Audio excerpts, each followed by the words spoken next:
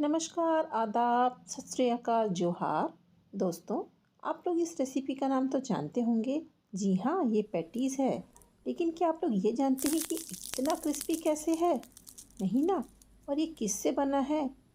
जी हाँ दोस्तों, ये है हेल्दी आटा पैटीज़। जी हाँ, इतना क्रिस्पी, इतना अंदर से आप देख लीजिए, बहुत ही ज़्यादा क्रिस्पी है। और इस रेसिपी की पूरी जानकारी पाने के लिए आपको हमारे साथ अंत तक बने रहना पड़ेगा। और देखिए आप, ये कितना लाजवाब भी है खाने में, अंदर से, और कितने सारे लेयर्स हैं। तो चलिए आज की रेसिपी शुरू करते हैं। एक साफ़ सुथरे बाउल में 1 कप गेहूं का आटा ले लेंगे छना हुआ। उसमें अपने स्वादानुसार नमक और 1 चम्मच तेल ले लेंगे। ये आधा आधा चम्मच करके है। और इनको अच्छे से मिक्स कर लेंगे। इनको अच्छे से मिक्स करने के बाद हम पानी की सहायता से इसका एक आटा गूंद लेंगे, मतलब आटे का डो तैयार कर लेंगे। जैसे हम रोटी के लिए तैयार करते हैं ना, सेम वैसे ही तैयार करना है। आटा ना ही ज़्यादा सख्त होना चाहिए और ना ही ज़्यादा सॉफ्ट होना चाहिए। एकदम परफेक्ट गूंदा हुआ है हमारा आटा। अब इसको 10 से 15 मिनट के लिए रेस्ट करने के लिए छोड़ देते हैं। एक पैन में आधा टेबलस्पून ऑयल गरम करके काला जीरा, सौंफ, खड़ा धनिया क्रश किया हुआ, ग्रेटेड अदरक, बारीक कटी हुई मिर्च डाल के हल्का फ्राई करेंगे। हमको इसको जलाना नहीं है, इसलिए हमने आँच कम करके रखा था। इन मसालों से हमारे पेटीज़ का फ्लेवर और स्वाद बहुत ज़्यादा बढ़ जाता है। अब 3 उबले हुए आलू को हाथों से मैश कर दें। आलू को हल्के हाथों से मैश करने के बाद 3 से 40 सेकंड के लिए हमको मध्यम आंच पे इसमें चम्मच चलाते रहना है। और इसके बाद हम इसमें कुछ मसाले डालेंगे। आप इन मसालों की मात्रा को कम या ज़्यादा भी कर सकते हैं। इन मसालों में मैंने लिया है थोड़ा सा लाल मिर्च पाउडर। चाट मसाला मिर्च से ज़्यादा हो गए, आप कम कर लेंगे। गरम मसाला और अंत में डालेंगे नमक। नमक डालने के बाद इसको हल्का सा चला लेंगे और उसके बाद गैस बंद कर देंगे। और जैसे ही ये मसाले हमारे ठंडे हो जाए, उसमें खूब सारा धनिया पत्ती डालेंगे और उसको मिक्स करके छोड़ देंगे। यहाँ पर हम बचे हुए साटे या लेप का इस्तेमाल कर रहे हैं। इस साटे को मैंने मठरी बनाने के लिए इस्तेमाल किया था। और ये साटा मैंने चावल के आटे और घी से तैयार किया था, इसलिए हम आपके साथ साटा बनाने का तरीका शेयर नहीं कर रहे हैं। मठरी मैंने बनाया था, उसकी रेसिपी का लिंक मैं आपको डिस्क्रिप्शन बॉक्स में दे दूँगी। तो आप मठरी बनाने की विधि और साटा कैसे बनाया जाता है वो भी आप देख लीजिएगा उस रेसिपी के साथ। चलिए आगे बढ़ते हैं। गूंदे हुए आटे को एक बार और थोड़ा सा अच्छे से गूंद लेंगे और उसकी लोई काट लेंगे। लोई काटने के बाद एक बड़ा सा लोई लेंगे और बाकी लोइयों को हम बाउल में रख करके ढक देंगे। और उसको बेलने से पहले चौकी में थोड़ा सा आटा लगा लेंगे और उसको अच्छे से बेलेंगे। पेटीज़ वाली पूरी या रोटी को बेलते समय एक बात हमको ध्यान में रखना है कि इनको हमको ज़्यादा चौड़ा नहीं बेलना है, लंबा बेलना है। और यदि लगे तो बीच बीच में हम सूखा आटा ऊपर से डाल करके एक लंबी रोटी तैयार कर लेंगे। साटे को पैटीज़ वाले पूरी में अप्लाई करने से पहले एक बार और अच्छे से मिक्स कर लें। हमारा साटा इतना ही गाढ़ा रहना चाहिए। अब इस लेप को उंगली की सहायता से पैटीज़ की पूरी पूरी में अच्छे से अप्लाई कर लें। बहुत ज़्यादा थिक लेयर ना लगाएं। और एक बात और ध्यान रहे कि कोई किनारा छूटना भी नहीं चाहिए। यहाँ पर मैं आप लोगों के साथ एक बात शेयर करना चाहूँगी जो कि बहुत ज़्यादा ज़रूरी है। क्योंकि हम पैटीज़ आटे से बना रहे हैं, मतलब गेहूं के आटे से बना रहे हैं, इसलिए इसकी जो रोटी बनाएंगे वो भी थोड़ी सी मोटी ही होगी। क्योंकि गेहूं का आटा मोटा ही रहता है ना। हमारा लेप पेटीज़ की पूरी में अच्छे से फैल गया है। हमने मिक्स कर लिया है, उसको फैला लिया है। अब उसको हल्के हल्के हाथों से पूरी को रोल करेंगे, प्रेस करते हुए। बीच में किसी भी प्रकार का कोई भी एयर नहीं रहना चाहिए। और उसको 2-3 बार और अच्छे से रोल कर लेंगे। अब इस रोल किए हुए पूरी को हम थोड़ा सा और प्रेस करते हुए, थोड़ा सा चौड़ाई में प्रेस करते हुए बेलेंगे। बहुत ज़्यादा प्रेस नहीं करना है, हल्के हल्के हाथों से प्रेस करना है। उसके बाद फिर से हम साटे को अच्छे से मिक्स कर लेंगे। और उसके बाद उसको हम इस लोई में, मतलब हमने जो बेल करके रखा है ना, इसमें अच्छे से इस तरीके से फैला देंगे। साटा को अप्लाई करने के बाद हमको इसको वापस से रोल करना है, बिना किसी प्रकार का कोई भी गैप दिए हुए। देखिए इसकी चौड़ाई लगभग 2 से 3 इंच की है। अब हम इसको वापस से रोल कर लेते हैं, अच्छे से हल्के हाथों से प्रेस करते हुए। और उसके बाद वापस से 3-4 बार और हम उसको अच्छे से प्रेस करते हुए रोल बना करके तैयार कर लेंगे। देखिए एकदम परफेक्ट रोल हमारा बन के तैयार हो गया है। अब हम इसको 2 भागों में कट कर लेते हैं। इसके बाद इसको हल्के हल्के हाथों से प्रेस कर देंगे। और प्रेस करने के बाद हमको वापस से पूरियाँ बेल लेनी है। यदि आप सब भी बहुत सारे लेयर्स और क्रिस्पी पैटीज़ खाने के इच्छुक हैं तो इस काम को बिल्कुल भी स्किप मत कीजिएगा। मेरा मतलब है इस पार्ट को बिल्कुल भी स्किप मत कीजिएगा, बहुत ध्यान से कीजिएगा। रोटी बेलने वाला प्रोसीजर और साटा लगा करके रोल करने वाला प्रोसीजर ये बहुत ज़्यादा इम्पॉर्टेंट है, तभी हमारी पैटीज़ क्रिस्पी भी बनेगी और बहुत सारे लेयर्स वाली भी बनेगी।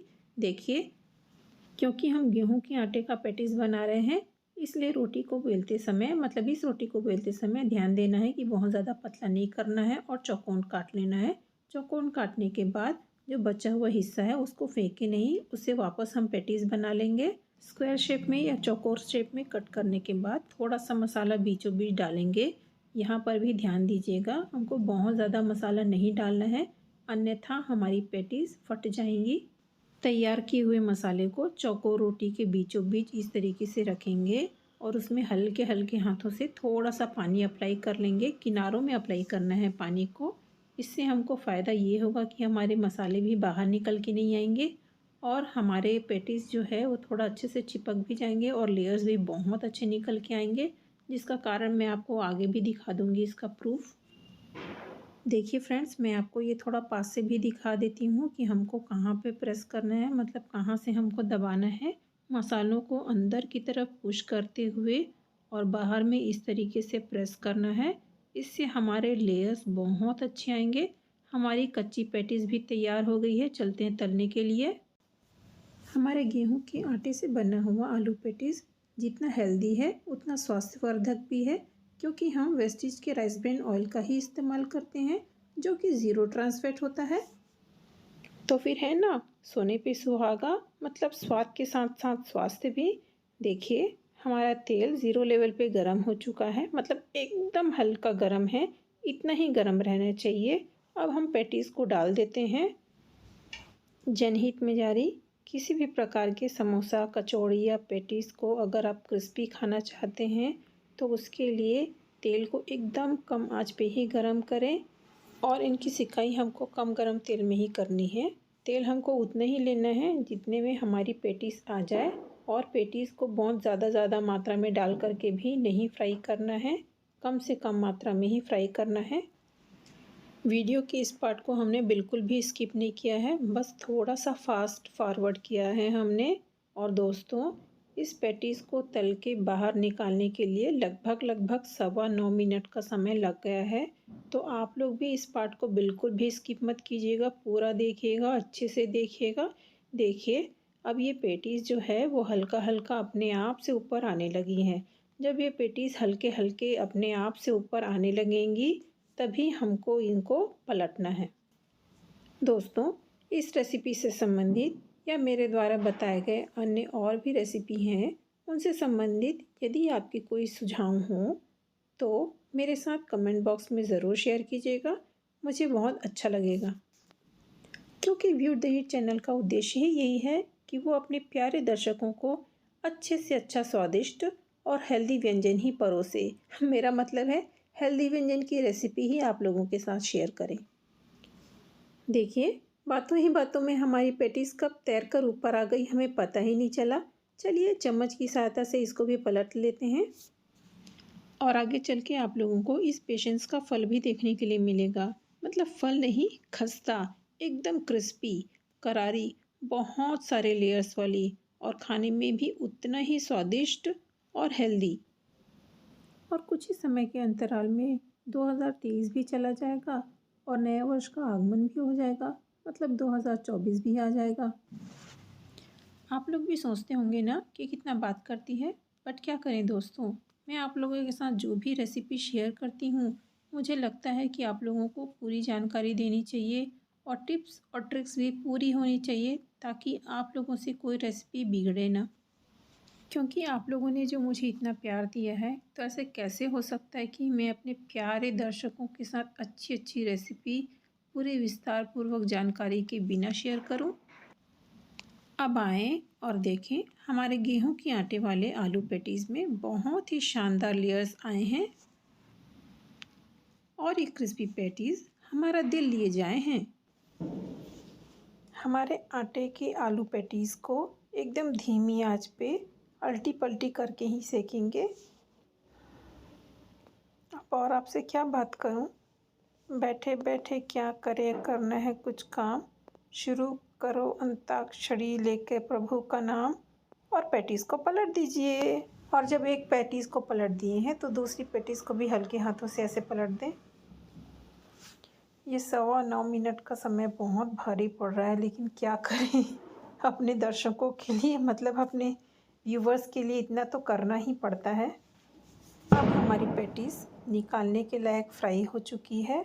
अब हमको गैस को बंद कर देना है तुरंत, और थोड़ा सा इंतज़ार करेंगे, क्योंकि ये जो बाकी बच गया है तलना, ये उतने में और अच्छे से तला जाएगा।